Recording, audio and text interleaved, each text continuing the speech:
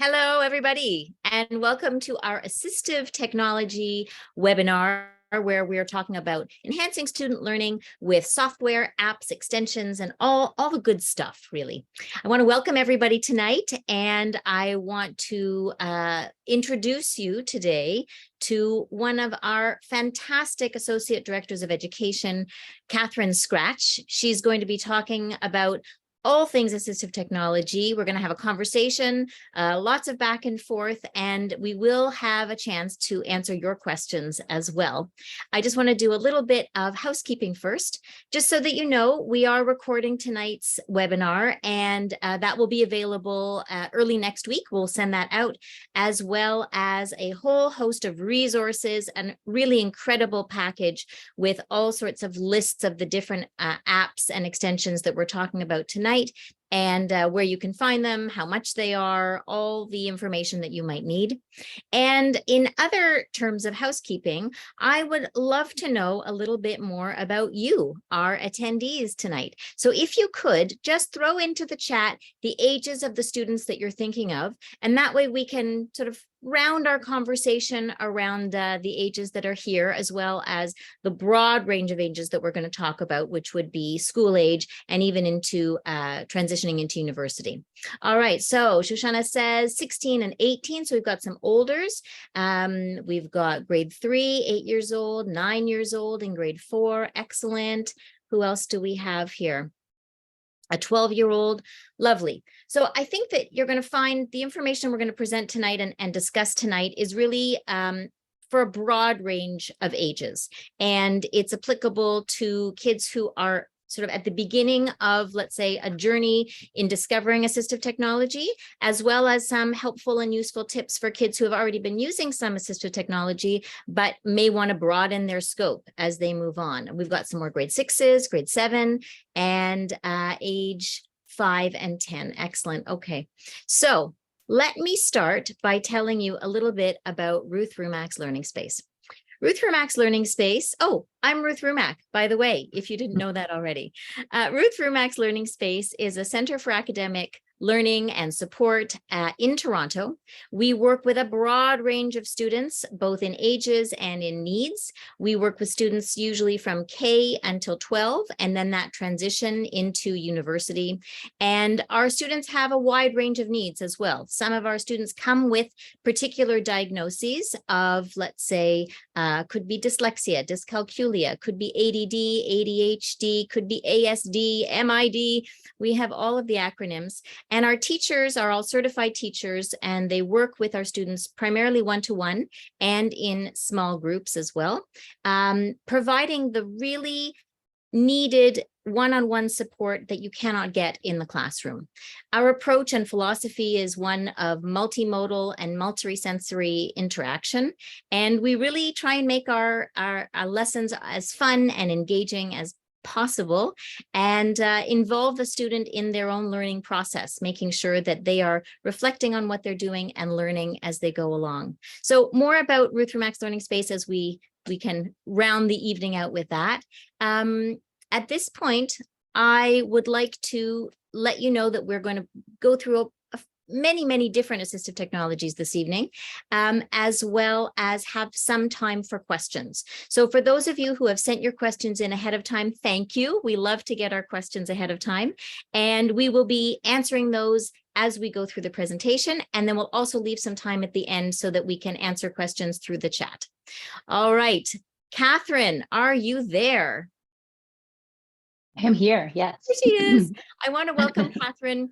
Catherine is our Associate Director of Education, wonderful educator. She's been with Ruth Rumack's Learning Space for many years and has a very strong handle on assistive technology. She consults with all of our teachers, and as we use more and more technology, she's always up on the latest and knows her stuff. So let's get started, shall we? Yeah, let's do it. Let's do it. Okay, so we're going to show a slide, and this is a slide. I like to show this slide in many different presentations. It's this idea of universal design and technology and the difference between equality, equity, and accessibility. And what we know about assistive technology, what it is officially, it is considered any technology that benefits somebody with a diagnosed learning challenge.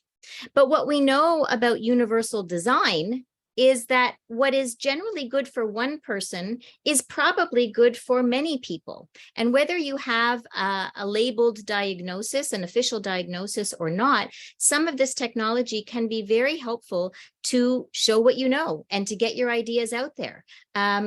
So that's one aspect. This picture always rings true to me because I always identify myself with the smallest person, as I am, how do we say, height challenged, a petite, youngish woman.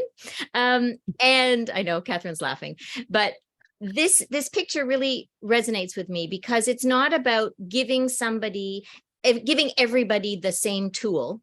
That's not going to help somebody who can't see over the fence. It's not even about giving the person who can't see over the fence more boxes to get their eyesight over the fence. It's really about removing those barriers entirely and allowing everybody to have free and equal access and equitable access to both the tools and the strategies and the technology that can make showing what you know so much more accessible, but also just it becomes part of who you are and how you learn, and you use those tools in not just your academic life, but you'll end up using them in your everyday life as well. All right, let's go over a couple of other things. The thing about academic success that we know of, and after 25 years as an educator, academic success can come in many, many forms. And the thing that we know is that every student learns differently. That is something that is sort of obvious to us in our line of work all the time, I would say, Catherine, that we see two students who may even have a similar diagnosis, but what they can do or how they work best is very different from one another. Would you agree or disagree? I would definitely agree with that. Definitely. That's why everything we do is so individualized and Yes. so important for success. Exactly. So one of the things that we want to talk about tonight is the fact that assistive technology isn't just one thing or one set of things that is used on a regular basis over and over and over again. In fact, it's very fluid, it's very flexible. You can be using one set of technologies for one subject and then use a different set of technologies for another subject. It also changes as the student grows and as their needs change. So they may use one set at the beginning until they've mastered a concept, and when that concept is mastered, they'll move on and use a different set of technologies to help them achieve their next level. So I want to wet your whistle a little bit and show you the power of assistive technology, particularly dictation. So this is a piece of writing from a student that I assessed many, many years ago, probably about 10 years ago. This is actually before assistive technology became so readily available, and before we had all of these really great and robust tools. So this was a student who had a diagnosis of ADHD, attention and focus challenges, as well as ASD, Asperger's syndrome. And the other part of the student, he was very resistant. He was very resistant to writing. He was very resistant to putting anything on paper. And part of that was because he also had dysgraphia, which means it was difficult for him to hold the pencil properly and get, form his letters accurately. It was laborious, and it was also even painful sometimes for him. So very, very bright kid, super creative, super smart. But he wasn't able to show what he knew. This was a student, you can see from the writing, he was actually in grade 5 or grade 6, in between grade 5 and grade 6. And I asked him, the prompt I asked him was, if children ruled the world, how would it change? And when I allowed him just to use a paper and pencil, this is what he wrote. And I don't know if you can see it on your screen, but basically I will decipher it for you. It says world end. The economy is collapsing, war, more war, and then money is worth nothing. So these were his ideas, and he wasn't even at this point able to write it down in full sentences. He was just getting his ideas out there. I tried an experiment. I said, okay, this is a great start. What if I allowed you to type it? Let's see if that would change how much output you're giving. So this is his typing offer, and he was an okay typer, but not that strong yet. And he wrote, if children ruled the world, then a dictatorship would happen immediately. People tricked into handing over their inheritance. Kids would be killing kids, drug addicts. The apocalypse would happen. Don't let kids rule the world. Now, I have to say, he was very passionate about this concept. He chose the prompt from a list of prompts, and he also felt very strongly about these things. So you can see that passion is starting to come out in his writing. I don't subscribe to, necessarily that this would happen if children ruled the world, but these were his ideas. So we honored his ideas. And I said, this is great. We've taken another step. Look at how much you have explained in being allowed to type it versus being allowed just to handwrite it. So then I tried another experiment, and I said, well, what if we could just speak what you're saying, and you could actually just say the sentences and the computer would type what you're saying? Remember, this was about 10 years ago when voice dictation was very new. And this is what came out. If children ruled the world, a dictatorship would happen immediately, and if not immediately, very soon. Most kids would be tricked into handing over their inheritance to older kids. Kids would most likely resort to killing each other, and maybe even cannibalism. I think he was also reading Lord of the Flies at the time, so there was a little bit of influence there. And you can see the difference. The big sort of game changer for him was this ability to just speak his words without having to have that brain to hand to finger process to get his ideas out. And the most striking thing to me, and I showed his parents after this, the 3 versions of the same thing, was that if he's only allowed to use handwriting, pencil and paper in the classroom, and never allowed to actually show his teachers or his peers what's in his head and what he wants to share, what a shame. Because those ideas, his ideas were very powerful, and his thought process and his creativity was very powerful. But without having the tool to actually express himself, it was very difficult for other people to see. So this was one of the first examples. Many, but this was one of the most powerful examples that I had in over a decade ago, that showed me how important this assistive technology is, and how at that point we really started to bring it into everything that we were doing and tried to incorporate it into all of our lessons in some way. What are you thinking, Catherine? I hear you. Oh, I'm just agreeing. We see it all the time with students, where we just really want to get these amazing ideas out, because it's so frustrating often for our students to have all these amazing ideas and then not be able to express themselves accurately, or really encapsulate what they're thinking. So part of what we teach is that writing process, and then we incorporate the assistive technology throughout that process. Ruth, do you want to touch on that writing process? Yeah, I do. So we use a program that we have created and expanded called the Power Writing Program. And we follow through the Power Writing Program something called Bowie. And maybe it had something to do with David Bowie as a little inspiration at one point, but it stands for brainstorm, organize, write, improve, and edit. And this is the order of events that we teach our students to use in order to get to that polished piece of writing at the end. So what we're going to do first is take us through the different aspects of the writing process, and how we can use different assistive technologies to help us get there. And we will also be talking about math assistive technology, as well as some other pieces that you can be using with your students or with your kids at home, and showing them how helpful it is. Okay, so I'm turning it over to you, Catherine.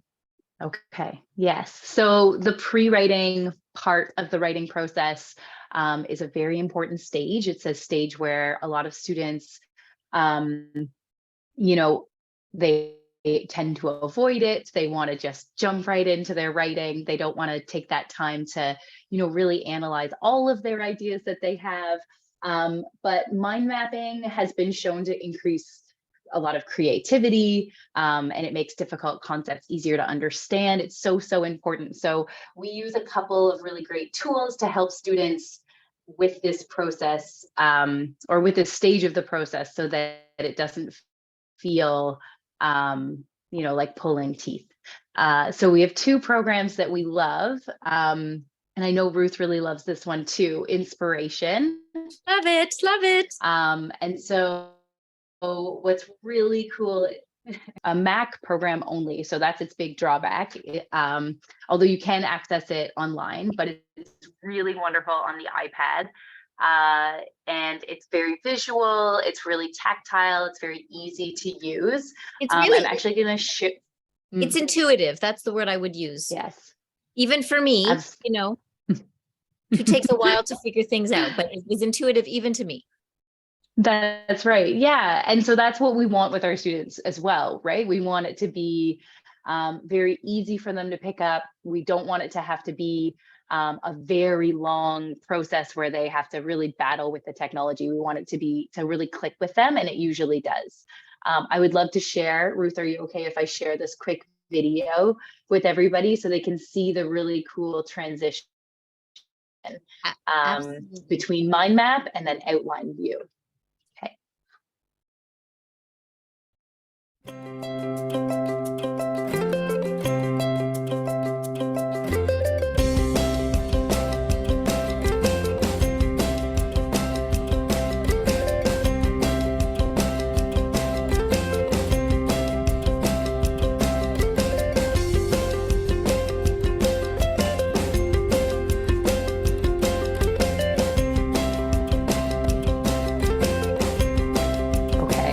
Thank you, Inspiration.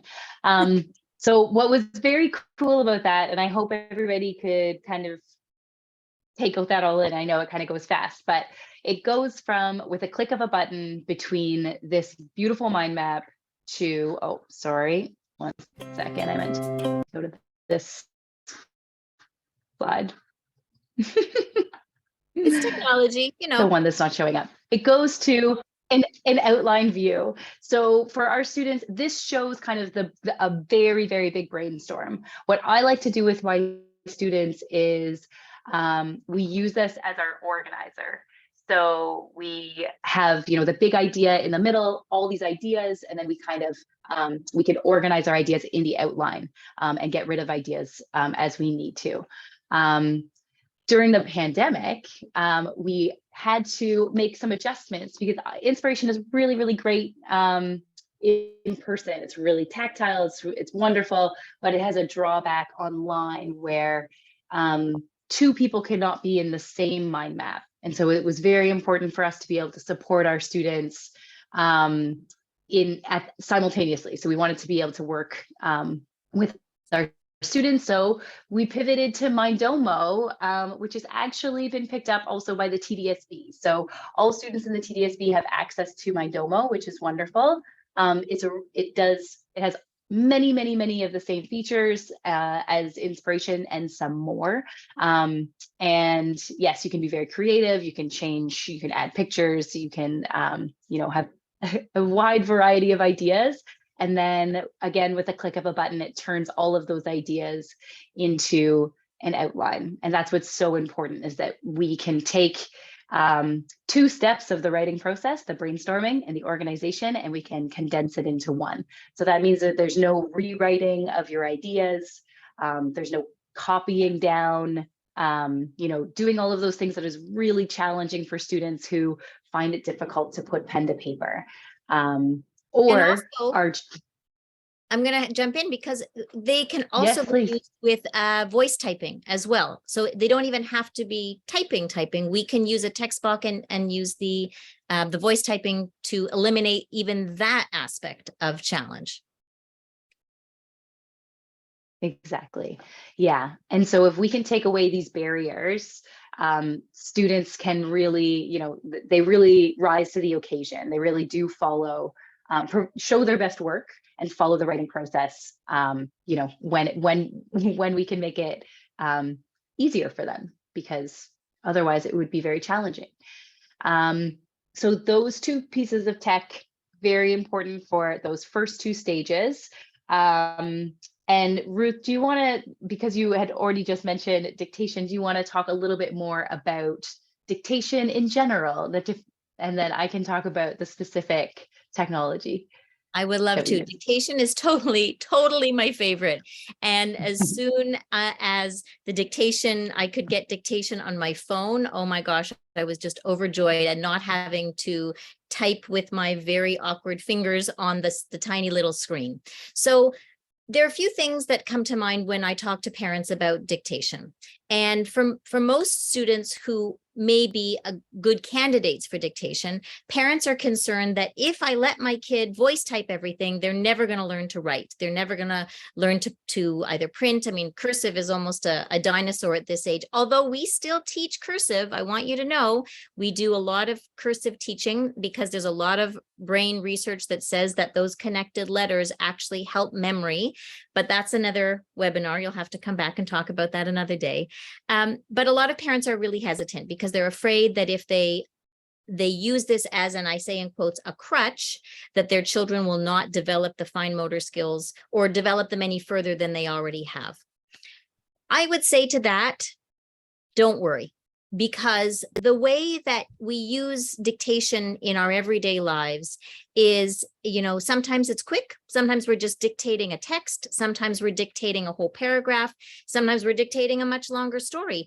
But when we use it, it's not the only thing that you're doing in the writing process. It is one step of the writing process, and it often is the best thing to get students motivated, get their ideas out, and then we can go back and we can layer it with the next piece, which would be, the editing process. So we might do the editing process on the screen with a computer, or we might print it out and actually edit it by hand with a pencil and a paper. And then at the very end, when we have our final copy, which we'll talk about later, another process might be, if you're concerned that your child is going to lose the ability to handwrite, you take that beautiful, edited, perfect copy and you have them copy it out by hand. The reason I'm saying to break it up in those ways and not be afraid to use the dictation in the beginning is because that is often the biggest barrier. Like, I have so many ideas, I just don't know where to start. And it's overwhelming. And the idea of having, especially for kids with graphomotor issues or fine motor control, the idea of having to keep what you want to say in your head and long enough to transfer it through your arm and then remember how to form each of those letters, a lot of it gets lost in translation. And then, as we saw in that first example, we're just not seeing a student's best work. So, or what they're really truly capable of. So I would say not to be afraid of it. It's not the only thing that the student is going to use. It has to be used appropriately, and it has to be used in tandem with other things. Also, the fact that our dictation, options have just expanded dramatically over the last several years, and we can access it on our phones. We can access it on a tablet, on a computer. We can use a headset. I mean, there are many, many ways that we can do it. And I think that the fact that Siri, kids are asking Siri all kinds of questions and to do all kinds of things, it's really lost its stigma. And I think for most people, it is a universal technique or technology that everybody is using for something. But what do you think, Catherine? What do you think the best practices for using the dictation tool would be? Yeah. Well, I wanted to mention as well that sometimes with my students who don't use dictation on a regular basis because they, feel that they're very confident with typing and they don't have that barrier. But when they get stuck and they can't figure out how to spell a very complicated word, sometimes we just use it for that. And I find myself, I use it sometimes when I don't remember how to spell, and I can't figure it out. So there are ways that we're kind of all, using these technologies to make all of our lives easier. And so I think that that's important. We do a good job of kind of sharing that experience with our students, so they don't feel like I have to use this technology because of my problems. It's more like we all lean on technology in different ways to overcome challenges. And so let's explore those things. So in terms of best practices with dictation, we've had so much success with Google Voice typing. So I do want to give another little video of Google Voice typing. I have to say that, you know, for years, Dragon was kind of top dog or top dragon across the board. You know, it was always recommended. It's still a good program. It's a really valuable program if you cannot, if you don't have enough fine motor skills to do any typing or use a mouse. So if you need to control your entire computer, if you have a physical disability that limits you from doing that, then Dragon is a wonderful program. It is actually, you can open different programs. You can, it's really, really versatile. But for most of our students that we see, it's really just getting those ideas out in the writing process. They know how to open Google Docs. They know how to, you know, move their mouse around. They typically can do a little bit of typing. And so we find that over the years, Google Voice typing has just been getting better and better and better. The algorithm is learning, whether that's terrifying or not, I'll leave it to the audience, but Sometimes. I mean, it's, yeah, exactly. But yes, we really want to make sure that students are not, you know, limiting themselves, not muzzling themselves. So let's watch this little video so we can all just appreciate voice typing. Let's hope it plays. I already appreciate it. I appreciate it every day that I don't have to text with my 2 fingers. Another great option for dictation without needing to purchase software is Google's voice typing. It's less sophisticated turn than the volume up Dragon a and bit? needs the internet to work, but it's completely free and provides an excellent resource for students. To use voice typing, you simply need to be in a Google Doc. Is it really low? If you have the Read and Write Chrome extension, you can access voice typing by clicking on the Speech Input button, found here. If you don't have Read and Write, you can find voice typing in the Tools menu, under Voice Typing. With either option, as soon as you click, you will see a big microphone button appear on the left. Uh-oh. Sorry. We can talk it through. That's okay. I mean, I think most people are familiar with voice typing. And I think the Google voice typing is, if you don't know where to find it on Google, it's found very easily under Tools. And then it's very clear. It says voice typing. And again, it's not a thing that you need to only use, because you can use it at the beginning, and then we always go back, because it's not always right, but at least you get, you know, 80, 90, 95% of what you want to say out there. You go back, you check it for, you know, the proper punctuation, missed words, omissions, how you want to change your sentence structure, whatever. But it's a part of that process that allows us to get moving. And the other thing that I like to point out as well, so Read and Write is this really amazing, versatile assistive technology that we're going to get into. The TDSB provides it for all students across the board, regardless of any diagnoses. But Read and Write uses Google Voice typing. So it is the same technology. And so I feel like for, you know, if it's new to you, you might want to know, like, which one is better? Like, do I use the built-in Google Voice typing, or should I use Read and Write? It's the same one. It's doing the same thing. So what's really nice about it is that you don't have to train it. It doesn't need time to get used to your voice. I will say that for a lot of our students, what we are teaching them are, you know, those simple commands like periods, new lines, exclamation marks, commas, those types of things to make it the editing process easier. And we also, you know, really encourage students to be using headsets, because having a microphone that's not your built into your laptop microphone really dramatically increases the accuracy. So it's just these like teeny tiny little tweaks that we can make in order to make the technology work best. For us, that's very, very important. In terms of, Ruth, actually, we wanted to talk about, you know, how to deal with this in a busy classroom, because Right. I think that was a question from an audience member. Exactly. So we've been asked, how do you use it in a busy classroom when there's a lot of background noise, and or there may also be some embarrassment for using it, in front of other people. My feeling about let's talk about the embarrassment part first. I think it really depends on the classroom and, again, how much universal design or how much technology is available to everyone.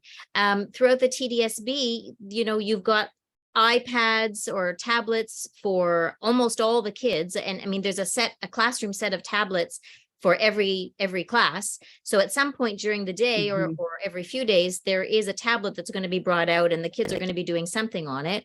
We've got smart boards in almost every classroom these days. We've got laptops or Chromebooks available to most students. So and even in or especially in private schools, they are very tech savvy, and the kids are kind of moving between technologies all the time. So if your child is in a classroom that is not so tech savvy or tech heavy, that may be more obvious when a child is using something different than the other students are. But I would say that having a conversation with the class, a teacher-led conversation about the fact that, everybody works differently, and some people do really well using this method, some people do really well using this method, and giving students the choice and the chance. And if the teacher could actually provide options and for all students to be using different technology, that's the idea of universal design, that, even if you don't have a diagnosis to need it, but it is available to you, it takes the stigma away. So leveling the playing field in that way. And Catherine, you were going to talk about the headsets. Yeah, so yeah, that's where those headsets are very, very valuable, because in a busy classroom, it blocks out that background noise and makes it, again, just very accurate. And then the other piece that we're going to get to is the read back feature. And so that's really important for students to be able to hear that in a busy classroom, just through their earpods, microphone or headset, whatever they have. We do, we talk to our students a lot about this. It tends to come up, even though, we are all using dictation. It really does depend on the classroom. And so some students feel really confident going right into it, and other students, they really need a little bit more discussion around that. So sometimes we talk about how assistive technology is like, or dictation can be like wearing glasses, but for writing. So no one would ever say, like, don't wear your glasses to read. You need your glasses to read. And so why not, be allowed to type or dictate or, access your thoughts, show your thoughts in a way that makes sense for you. So, it is kind of an ongoing conversation that we have with our students and with the teachers at the school. And so that's very important. We also talk to our students about advocating for themselves and maybe even going to the resource room, requesting to kind of go to a quieter space at the back of the classroom, something like that. And a lot of teachers are very open to that. I'm going to jump in with another question that we just had, which is a really great question. Is there training for assistive technology through the TDSB? So that's a tricky question, I have to say, because technically, yes. The question says that they've got all this great stuff loaded on their personal computer, but they don't really know how to use it or where it's going to be effective or how to use it in tandem with other things. And this is the problem that we have seen since the beginning of assistive technology time, in that students have all this great stuff available to them, but nobody's actually shown them how to do it. So there are two things I can share with you. One is to go back to the special ed teacher or the CERT teacher or the MART teacher, whatever that person's position is called in your school, and ask for something specific. Can you sit down with my child and look at a few of these things and show them how to use them for the classroom? The second thing that may be easier is to come and see us, because that is what we do. We provide assistive technology training for students in a one-on-one setting, where we will really tailor make the program choices to their needs. And as I was saying before, those needs will change. So, we can set them up with a few things to begin with and see how it goes. We monitor them, we reflect with them, we figure out what's working and what's not working, and then we tweak it for the work that they're doing at that time. That's really one of our specialties, and that's why we know so much about this stuff, because we use it every day, and we're using it, with a wide variety of students and a wide variety of ages. Catherine, did you want to add something to that? Mm-hmm. No, just that often our students have the technology and they've seen the read and write toolbar, but then they don't really know when to use it, or how to use the really kind of more finicky tools. They understand that, yeah, I can press play, I can listen to a website, but they don't really necessarily know, when I'm starting this project, this is how I should access this tool. And I also understand, I mean, from the school board perspective, there's a lack of resources, of human resource.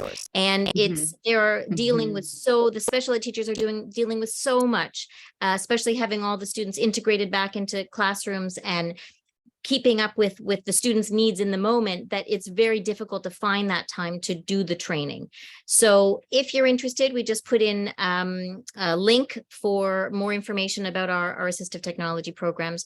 But it's something that it's well worth it, even if it's just for a very short period of time, because if you can give these students, I mean, the whole reason we're doing this is to increase independence. So if we can give these students some tools, set them up, get them moving, get them motivated, and they start to see the success, that success breeds further curiosity, and then later on more success. Great question. Thank you for bringing that up, because it is a problem when they have all this information at their fingertips, but they actually don't know how to apply it or how to use it. Yeah. Okay, let's talk a little bit about word prediction, which kind of goes with the dictation side of things. It does, yeah. And I kind of have mixed feelings about it. I think that it has a purpose. It has value in the world, with younger students particularly. So word prediction typically looks like this. So as you're writing, it's going to guess the word that you're trying to find. So some programs are designed to suggest the word based on the first few letters that you're typing. So that's typically what our phone or the phonetic information of the first few letters that they're getting. So our phones are really based just on those first few letters. So if you mess up those first few letters, your phone doesn't really know what you're saying. But more that can predict more effectively. And the other really nice thing about it is that if I were to be typing the sentence and then hovering over this word, it would also read it out loud to me, so that I could hear the word suggestion as I was going. I have seen this program, I have seen word prediction work really well for students. They can get really, really fast, going between typing and using the mouse. But I do find that there tends to be a certain age where it is just more simple to use dictation. Ruth, what are your thoughts on that? I'm also of two minds. I think that for some students, it can be really helpful, especially when there are words that, as you said, phonetic approach won't work because the word is too similar, or the student can't hear enough of the correct sounds, either the beginning sound or the vowel sound. They can't hear enough of it to type it out even semi-accurately for it to be picked up on spelling. It'll just come up as an error and it won't give any suggestions. So these programs are more robust. They give you, they are working on a different algorithm. I do think I agree that at a certain point, it's sort of like they end up either dictating faster or using other aspects to correct their work in the meantime. But for students who have a difficulty hearing the differences in sounds, it can be a real lifesaver. Yes, Especially and spelling. students, oh, sorry, I don't mean to interrupt, but also for students who have any type of speech impediment. Dictation is very difficult to overcome that. So, this would be a really great way to overcome that as a workaround. And again, those are all, for students who already have those programs loaded, they're already in there. They just have to find them and figure out how to use them, and how to use them most effectively and most appropriately. Okay, so if we have, we've written the text, right? We've done our brainstorming, we've gotten the ideas onto the screen. Now what do we do? How can AT help with revising and editing? Well, everybody's favorite, the text-to-speech, the readback technology. Yay! So this is yes, I know. And I was thinking about this earlier today where because I was thinking about, how all the different ways in our lives where, I seamlessly use AT to help me. And I use text-to-speech when my brain is too tired to focus and I have to send a report out and I cannot reread it myself. And so I use it to kind of help my eyes focus on the words, and so that I can actually do the revision and editing that I need to, even when I'm too tired. And so I tell a lot of my high school students this, and that really helps them with that buy-in, because I think it's maybe a universal feeling where after you spend, hours writing something, the last thing you want to do is look at it again. Oh, let it be. You don't want to see it. But let's just discuss what that looks like, because that would mean that you've got your text and you are having the read back function read it out loud, but you're also watching the screen, because when you're using a read back function in Read and Write Gold, or Read and Write, it is actually highlighting the words as it goes along. And that is so important. It's not just about listening, but you actually have to be watching so that you can insert a word that's missing, or a comma, or whatever else it is. And there's also some amazing research about watching those words show up, right? Yes. Yeah, it's apparently very helpful for the brain to, it increases vocabulary. It's also been shown to help with fluency. I have this amazing story where I was reading something with a student, and she just had no idea that that's what a word sounded like out loud. She'd only ever read it in her head, and she was shocked. And then in another scenario with that same student, we were listening to an audiobook together, and she was shocked that what I think it was an ellipses meant. Or no, sorry, it was italics. She didn't understand that it meant an emphasis. In any case, this is the way that, technology can really bring out, a love of text, really. So I will show this short little video, just so that we can kind of see how Read and Write's readback tool highlights those words to help with focus, and also help with reading comprehension. I think that's a good thing to point out. Once you have downloaded the Read and Write extension, it follows you through any website that you go to within your Chrome browser. To activate it, you simply click on the extension and the toolbar will drop down. Read and Write offers 3 different ways to access the text-to-speech tools. You can choose to use the hover speech tool, highlight and press play, or the screenshot reader. Today, I'm going to demonstrate how to use the easiest of the 3, which is highlight and press play. Our certified and highly trained learning specialists use direct instruction pedagogy, Orton-Gillingham principles, and multisensory activities to help students achieve and surpass their grade level reading skills. You can press pause at any time or stop to stop the readback entirely. If you dislike the voice or the speed, you can change that as well. All you need to do is click Options, change the voice. I really like UK English Serena. And you can change the speed with which she reads. I don't typically recommend going below 40 or above 60. However, all students are different. This highly effective approach involves teaching literacy skills using a strategic and systematic method until students master the concepts, moving up and beyond grade level expectations. Direct instruction is delivered using cutting-edge and dynamic methods that are tailored to individual learning styles and ensure student engagement.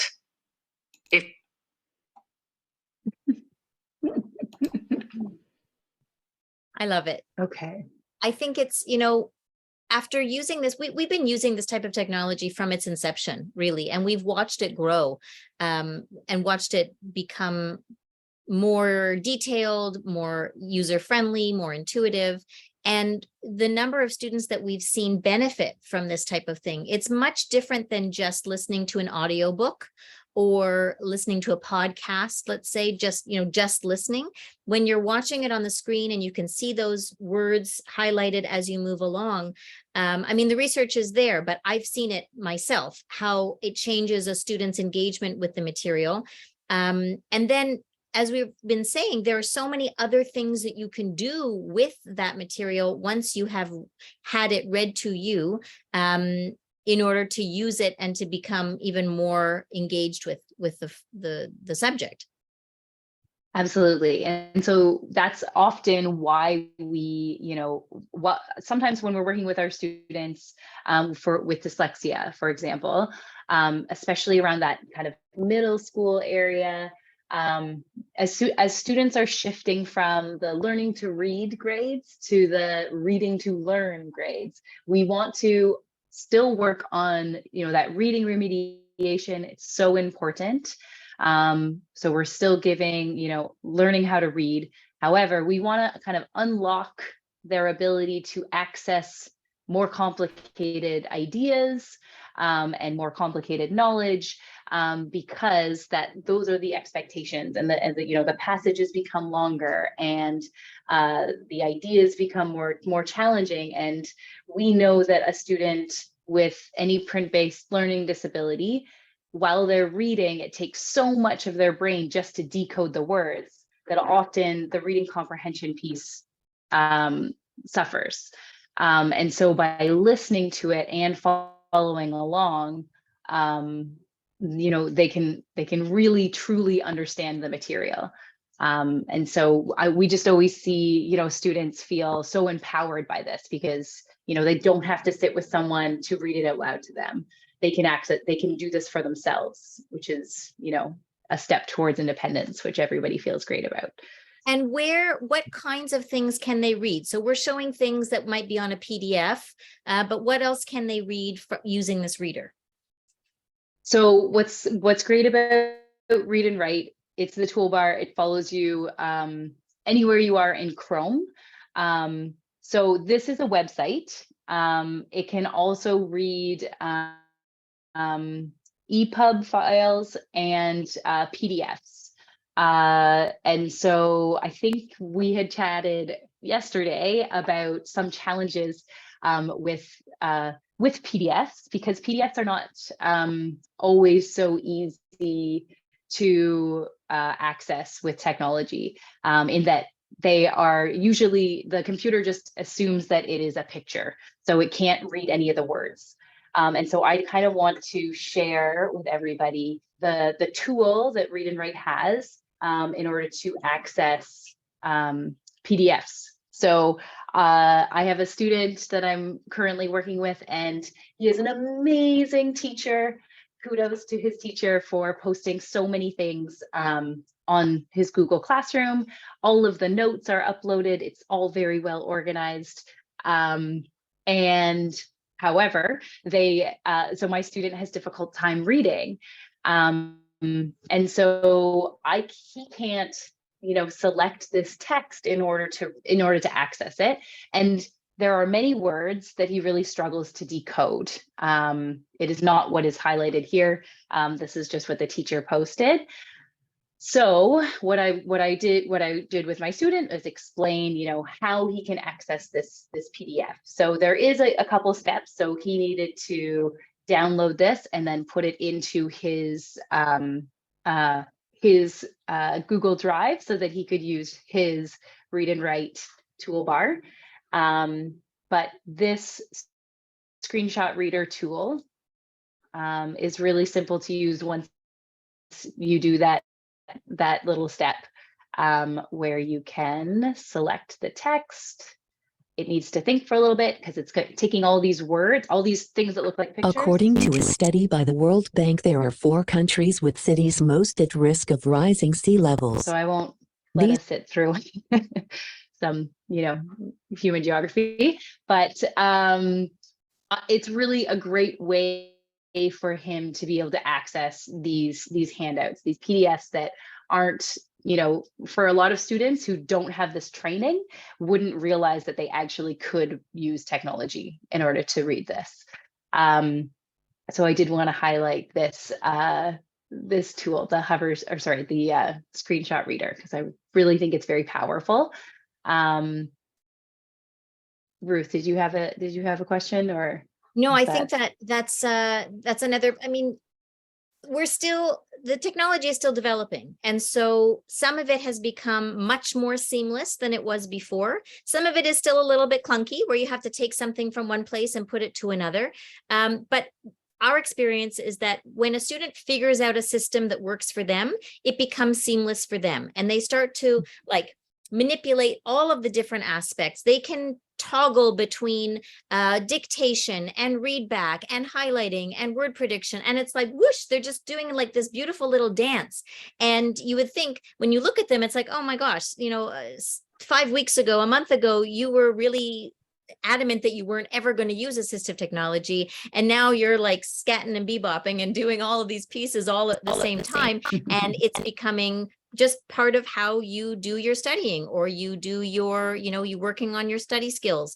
So that's another piece of it that I think parents need to have faith in, is that it takes a little bit of time, but once they do buy in and they see how it benefits them and how easy it can be, and how much more confidence and independence it gives them, they are much more apt to use it. So sometimes we have to kind of stick with it for a couple of weeks to see what's working and what's not. Absolutely. Yeah. And that's that part of that. Oh, sorry. That reflection piece is something that we always, are coming back to. So let's reflect on how you can use this most effectively for you, because every brain is so different. The other thing that I want to mention, though, as well, is that it used to be really challenging to get digital textbooks. It is no longer challenging to get digital textbooks. So it's fabulous. So most resource teachers, even just the classroom teachers, have those access to those files. And usually it takes a couple emails in order for a student to get access to that. And those textbook PDFs are readable. I'm happy to announce, usually, as long as it's not a photocopied textbook, pages from the teacher, that's when it's a little bit trickier. But yes, I feel like things are just becoming much easier, more accessible. There is another challenge for students is sometimes getting handouts in class.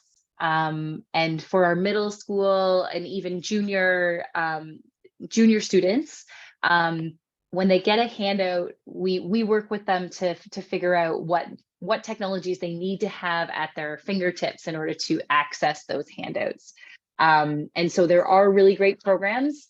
We would recommend, a CAM scanner and usually a tablet. So CAM scanners of any worth are usually, paid. So there are free CAM scanner apps, but they don't have that OCR technology, which means that they wouldn't be able to do what you just saw read and write do, where it was, you know, changing the picture into text. So with a good cam scanner and with a note-taking tool like Notability, you know, students can use the technology to fill out handouts. So even though they're getting a paper copy, they're going to scan it right away, and they're going to access it on the tablet, and then they're going to fill it out. They're going to listen to it all on their device rather than paper and pen. And then they can send it right back to their teachers also. Yes, very important piece. Yeah. Yeah, we've done the work. We Absolutely. just need to make sure that the teacher gets the work. That's sometimes a challenge, but that is not an assistive technology problem. Okay.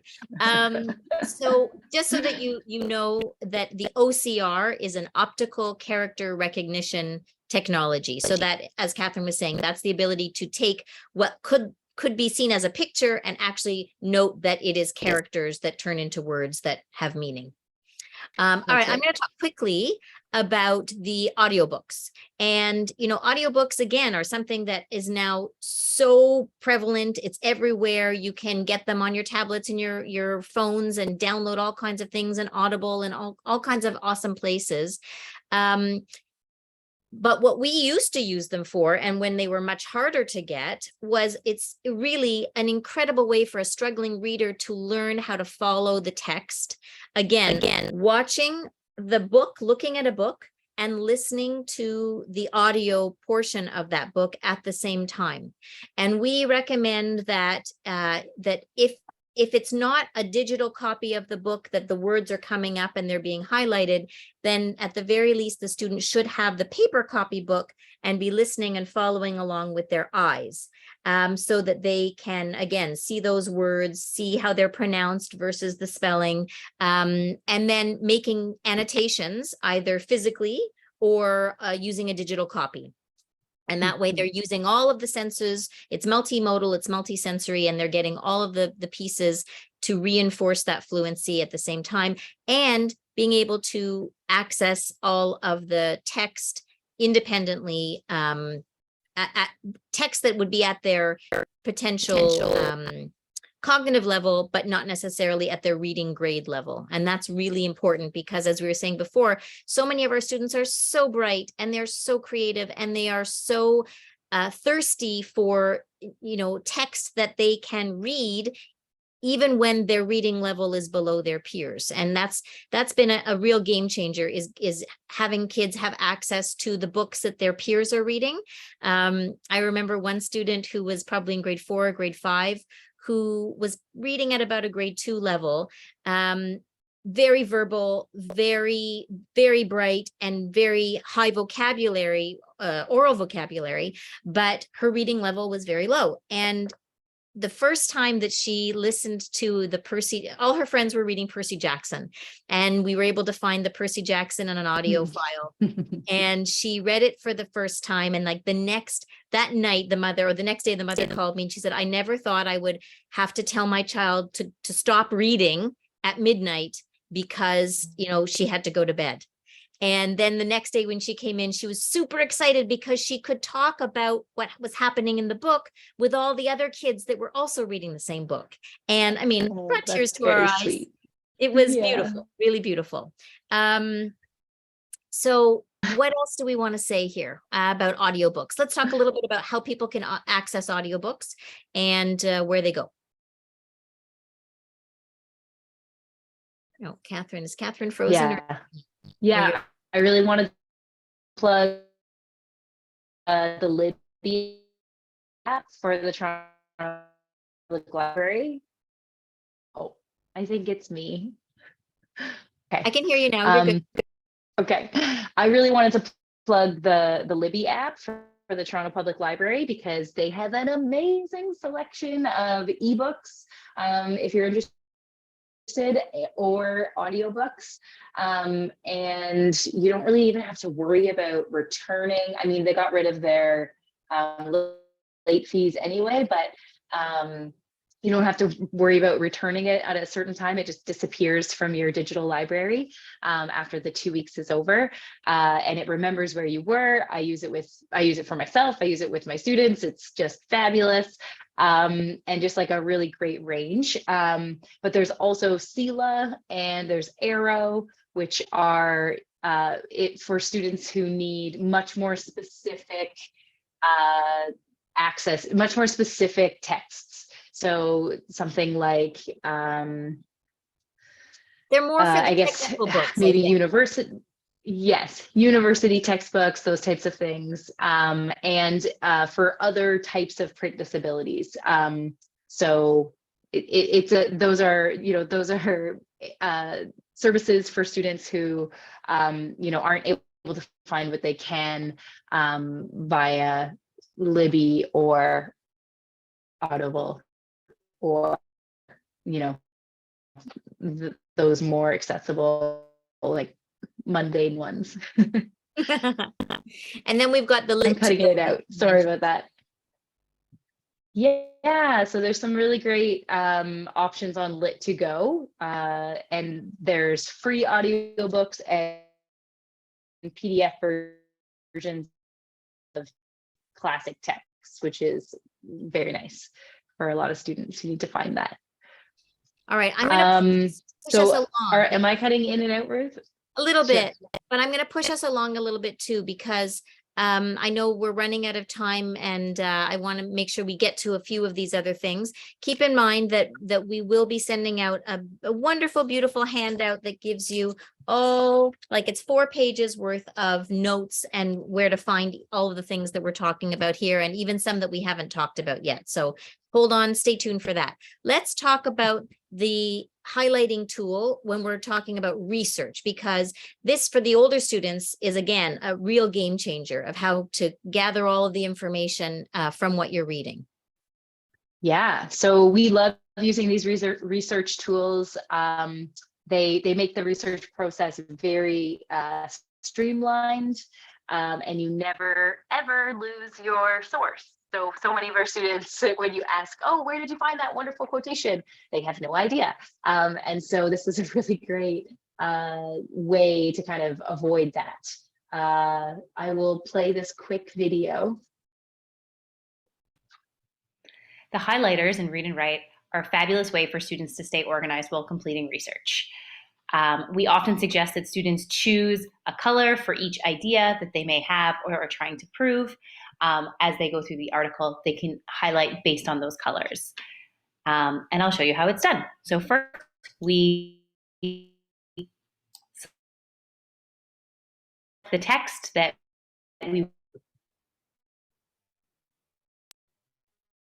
want to highlight, and then choose a color. It's very simple. You can imagine that these are all different ideas.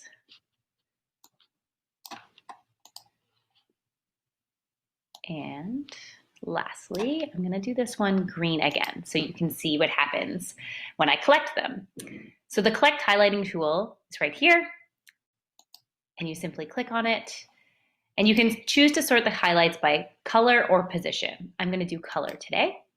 You can also choose which colors to collect. So if you wanted these in different documents, you could do so. Once you hit OK, a Google Doc is going to be created for you with your highlights collected, the URL for the website so that you can always access it in order to create your bibliography, and the account with which it's placed this document. So it goes within the Google Drive of this account. As you'll notice, my 2 green highlights have been lumped together. So if those were both about one idea, I'd be able to easily access that information. All right, so we've got a little note that says that your internet is cutting out a little bit, Catherine, and but I think I heard that part. Did you guys hear that part? Just type a yes into the chat. That would be helpful. And Catherine, you might want to, if you just turn off your camera, maybe it'll allow us to see the videos better, but I think we're good now if we're not doing a video. Oh, yes. Yay, yay, yay. Okay, go. I love technology. Oh, Catherine, she's got a lovely picture, so we can still hear her and see her beautiful face. Okay, so the beauty about this type of tool is not only is it great for, researching, let's say you're doing a project and you're trying to find different quotes or different things on different subjects or points that you're trying to make, but it's also really great for studying and summarizing and organizing your research and notes. And again, that's just one of the features in the whole toolbar from Read and Write Gold. What about note-taking tools? Like how do I take notes and gather all the information and keep it all organized? Yes. Oh boy. Sorry, I'm having some technical difficulties over here. Of course, because it's an AT presentation, wouldn't you know? Yeah. Do you want Right. to? That's right. I don't even know if you can see me right now. I Hold can't on. see you. Nope. I'm trying to share my screen. Okay. Hold Give on. it a try. Hold on here. I'll figure this out. Oh, you're sharing. There you go. Okay, cool. I'm sure it's going to arrive any moment now. There you are. I'm going to talk a little bit about it while you. Oh, it's thinking. I see. Yeah. I'm going Please to talk do. a little bit about it. So there are a few different note-taking and research gathering tools that we can use. We can use Notability. We can use OneNote, Evernote. These are all things that are designed specifically for taking handwriting and photos and typing and putting it all together on one screen. There's also sketching tools for Notability so that you can do hand-drawn stuff. And it's too bad if we can't get the picture. It's okay. We can imagine. Coming. But, It's coming. It's coming. Imagine a picture that has text and it has some hand stuff. There it is. These are things that, like, instead of taking the notes by hand, we're actually just keeping them digitally. And I think the best part about this is really for students who have executive functioning challenges, who have difficulty keeping track of all the different parts. And this allows them to just keep it all together in one digital file and access it and manipulate it in many, many different ways. Mm-hmm. Yeah, I think that Notability is a really great tool for high school students and university students.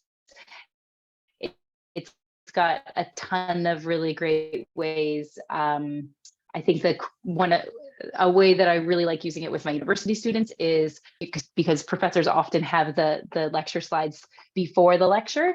They have it on their tablet or on their laptop, and then you can write directly onto the slides. If if you're using a stylus, you can use that on your iPad, or you can be typing onto the slide rather than it being in a separate document and kind of having to toggle back and forth. It's all in one nice little place. I love that.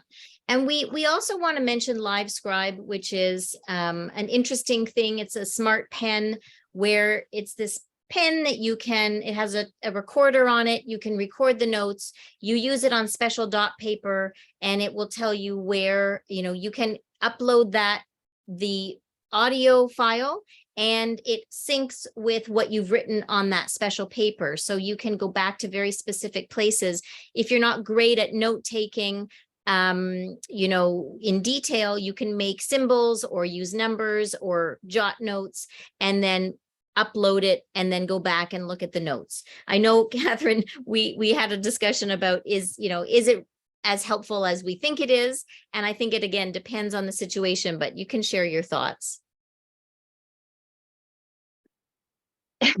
Well, I don't want to sound like a negative Negative Nelly. I think that, negative Nelly. I think that it is a very powerful tool for people who are already very organized and ready to go to attend lecture and want to get as much information from that as possible, and then want to listen to it again. But what I think, we all kind of want the magic wand for our students and for our children. and unfortunately, I don't think the live scribe is the magic wand for student who really is just struggling to kind of keep up with that, with taking notes during class and really feel dedicated to then listen to the lecture afterwards. It depends on the student. It really does. I think it's one of those multi-layered approaches, and definitely better for older students and students who, as you said, are dedicated to the process of studying, as opposed to just being in class, taking notes, and then not looking at them again until, the day or few before the test or the exam. So there is a commitment with a live scribe pen. It can be a useful tool, but again, definitely for older students, and you have to have permission from the professor to be able to actually use it in class because it is a recording device. Okay, let's touch very quickly on the bibliography generators. You can just, talk about them, and then we'll talk about the math tools. Yeah, sorry, just 2 more tools, everybody. So the bibliographic, oh no, I'm not gonna be able to say this word. So these generators, they are really great. So they follow you around. Their extensions just appear in your browser, and they can tell you what, depending on the citation style that your professor would like you to use, or your teacher would like you to use, what the source is going to be for your sources cited page. They do have limitations, and so when we show students these tools, we always start by saying, okay, this is how you do it without this technology. This is how you cite your sources properly using MLA formatting, because often with technology, there's going to be gaps in here. It's not going to be perfect. It's going to not be able to find like a specific type of information, like the publishing date or whatever. So students need to know how to find that information themselves so that they can cross-reference and make sure. And so it's just a really good example of a technology that's fabulous and amazing, but can really backfire if you don't have all of the information. And so we're very careful with when we teach it. I think it's the same thing with the voice typing, right? You wouldn't just voice type something and not reread it. You really need to reread it because it may have heard you incorrectly for a word or two, and that changes the entire meaning. Same thing with the bibliography generators. You really need to make sure that it does match and all the information is present that you need. But technology will only get you so far in this case, but at least it gets you there, and then you can take over from that point. That's right. Let's talk about math AT tools. Let's do it. Yeah, so one that we really, really love. I'm a big fan of this one. It was actually created by like a father-son duo. The kid has, I think, dyslexia and dysgraphia, and so he was feeling frustrated because he couldn't write his numbers in a way that his teacher could mark or could see his all of his work. And so they created this program together. It's really awesome. It doesn't do any of the calculations for them. What frustrates me to no end as the person constantly looking for new technology is that every math tool does the math for you. So let me just say that again, Catherine.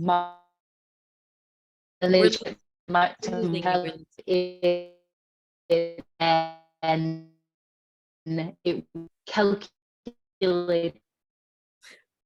Oh dear, we're losing you, Catherine. So let me repeat that the mod math is one of the issues is that so many of the other technologies out there will actually do the math for you. This does not do it for you. You have to plug in your numbers, you have to do the calculation, then you plug in the answers.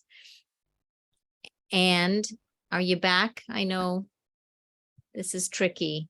I'm going to talk a little bit about Equatio because that's another one that I'm here, but yep.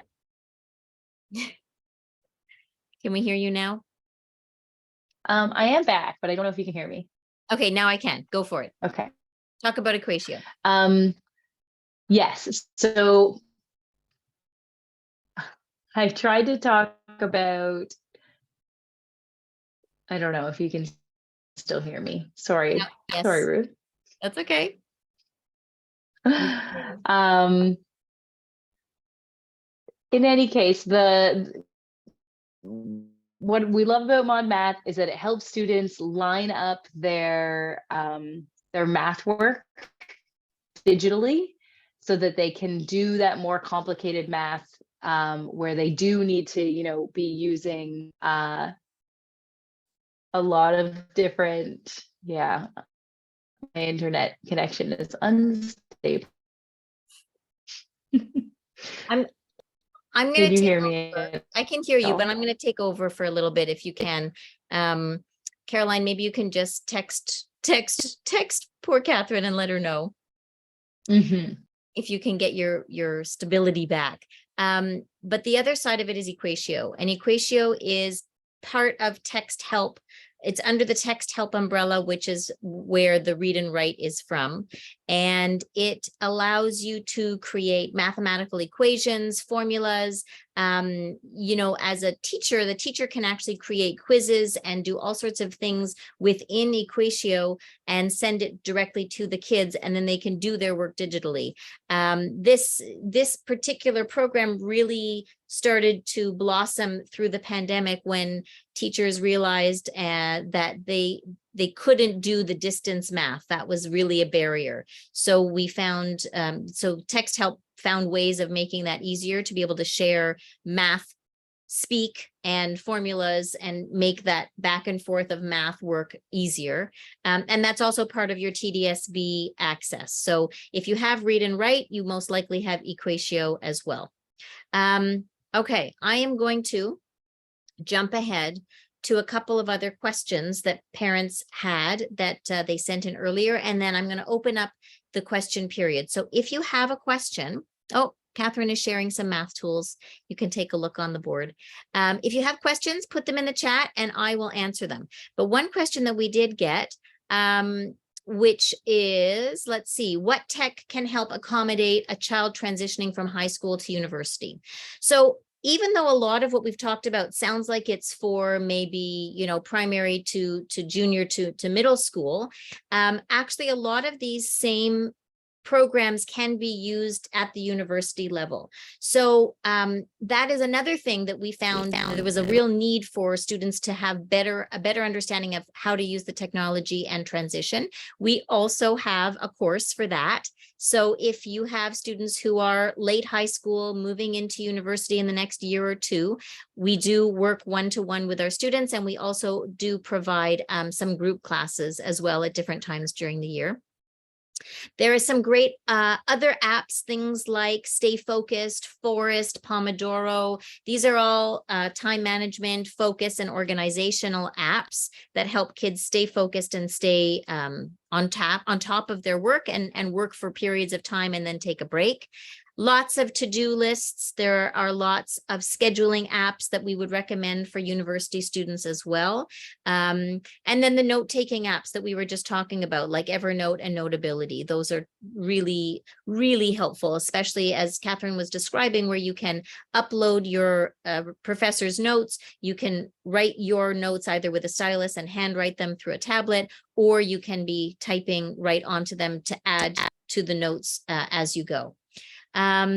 Research tools, the research tools we were showing are also great for university students. And in fact, there are many of our teachers who, while working with us, are also pursuing masters or doctorates, and they are actually using the same technologies to do their coursework that they're using with their students, especially the readback functions and the bibliography generators and the research tools. So they're really good for all ages. Mm-hmm. That's sort of a snapshot. And like I said, we do provide one-on-one support for making that transition, where we go into detail about all of these different things, as well as things like, accessing different services on campus and managing anxiety, managing overwhelm, other types of study skills, that type of thing. So it's quite a detailed course, and the feedback that we're getting is that it's been really helpful for those kids making that transition now that they're, you know, at the end of their first year or the end of their second year, they're still using those techniques. Actually, I had a student come and visit me who is now, she's like well graduated. She's probably been out of university for 5 or 6 years now. And she came to visit me to say hi before the pandemic and said, I have to tell you, Ruth, that those things that we did, all of the outlines and the to-do boxes and the checklists and all of the things that the power writing and the Bowie, all those things I still use, and she used throughout her university career because they were helpful. And being able to toggle between different technologies allowed her to stay on top of her work seamlessly and with much less anxiety. So that was a nice validation for the work that we were doing. Somebody else said, what funding is there to cover the tech or the assistive tech or other pieces that they might use? And it's a tricky one because it really depends on the diagnosis of the student, and in any funding that you are applying for, you will need some type of formal diagnosis from a psychologist. You'll need a psychoeducational evaluation or some other kind of assessment from a professional that is recognized. But there are some programs that, first of all, check out the programs that your school offers. So as I said, TDSB, the Catholic School Board, they all have many, many different licenses that they have already paid for that students have access to. And most of those school boards and schools have now opened these licenses up to everybody. So you don't need a diagnosis to use Read and Write or Equatio or some of the others that we've talked about. There are more specific things like the disability tax credit, and that's a non-refundable tax credit that helps people with disabilities or supporting people reduce the amount of income tax that they have to pay. So if you are at a certain tax bracket and you've spent X number of dollars on either, computer programs, things that you need to support your child, you can use that as a tax credit. There's also the Ontario Assistive Devices Program, which is run by the Ontario Ministry of Health and Long-Term Care, and it helps people who have long-term physical disabilities get the equipment and supplies that they need at 75% of the approved price. And then there's also the Ontario Disability Support Program.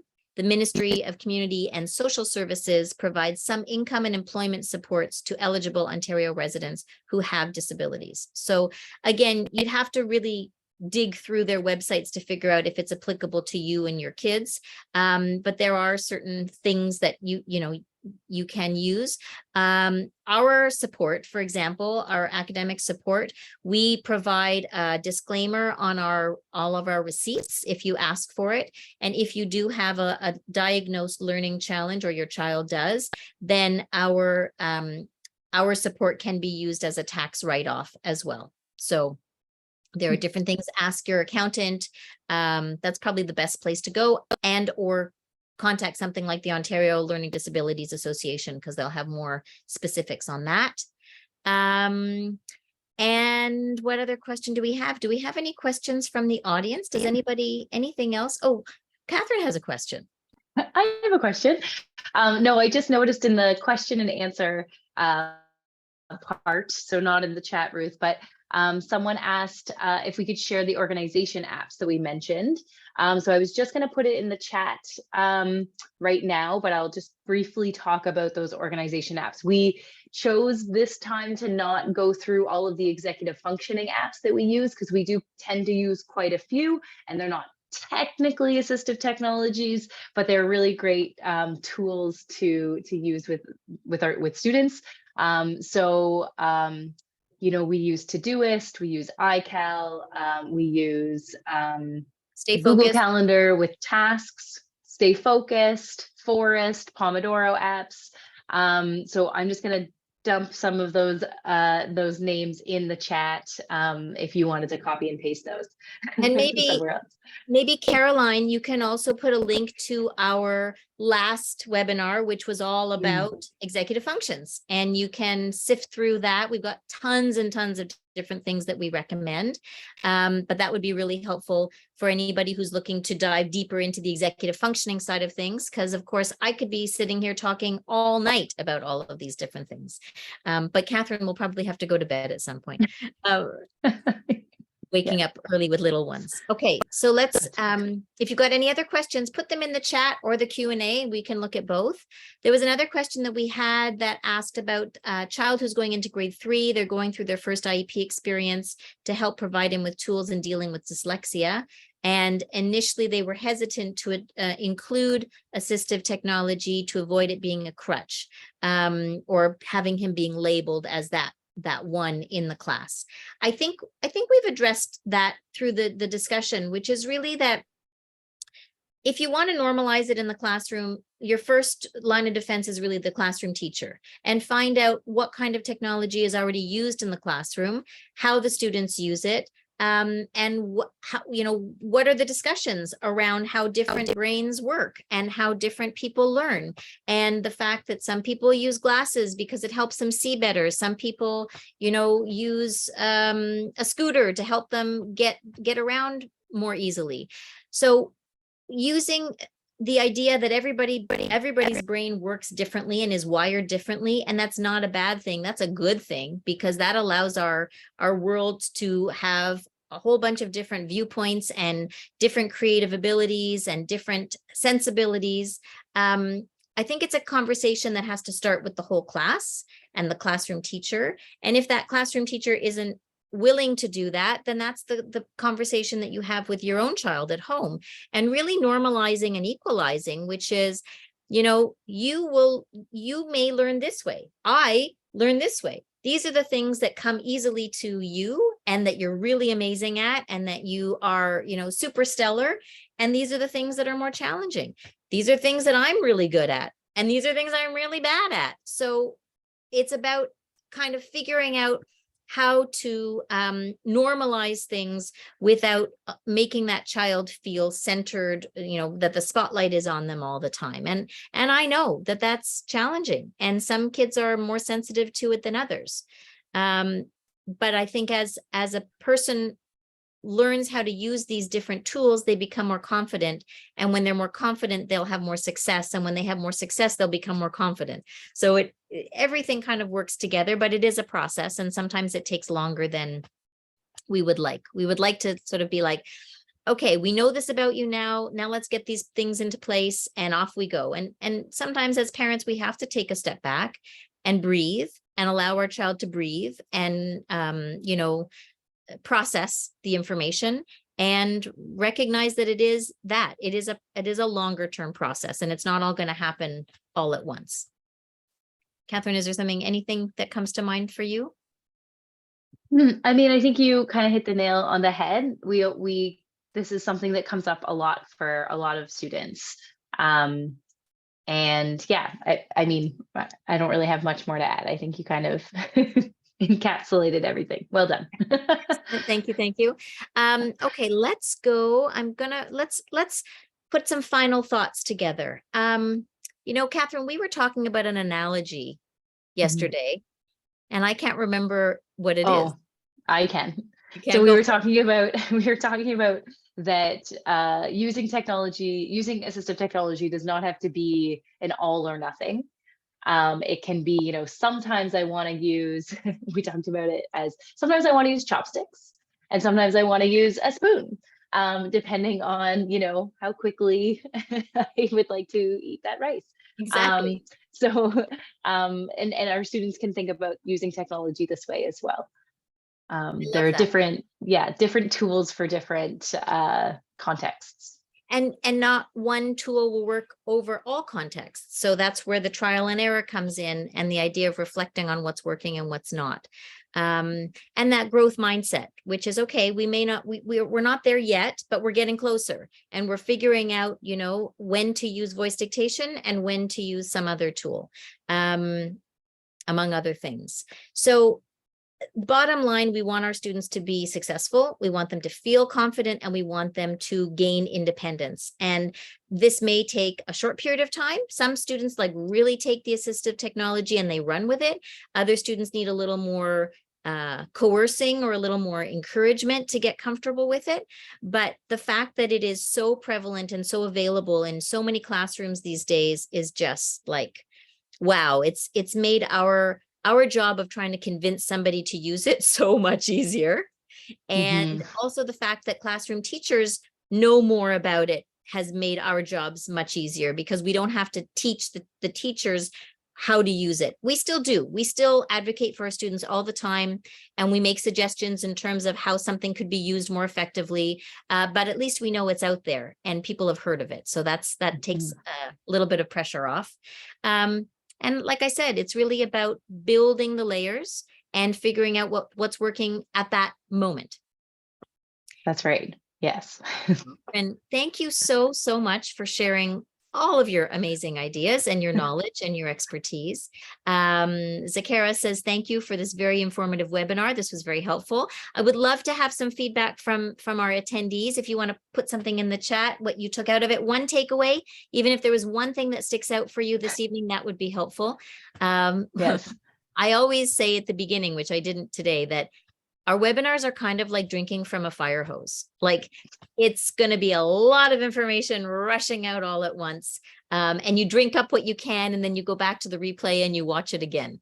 And of course, you call us and you have a chat and you say, my student is in grade 10 and they're really struggling with this and this, and what can you do for us? So we're always available. You know, you can reach us at the office. You can put in, I know we've got, Caroline, you can put in all our contact information again. Oh, it's coming up on the next slide. There you go. We can do that in a moment. We provide one-to-one support. We provide small group support. We provide transition support going from university to, or high school to university. And I think because of the pandemic, you know, so much, there's still been a lot lost, right? Where there are kids that are still catching up from having 2 years of online learning.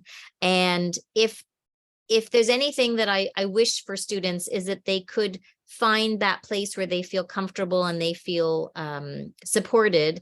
And it doesn't have to be for a long time. Sometimes, as I said, they just need a little bit of a safety net and figuring out what's working and what's not to get them on to the next level. So it's not necessarily a long-term thing, but it's definitely something that when you make the investment of time and resources and energy now, you are going to get the payback for years and years to come. Any other questions from anybody? If you do, stick them in the chat and we will stick around. And Bonnie says, good to know that there's help in learning to use assistive technology. Yes, yes, there is.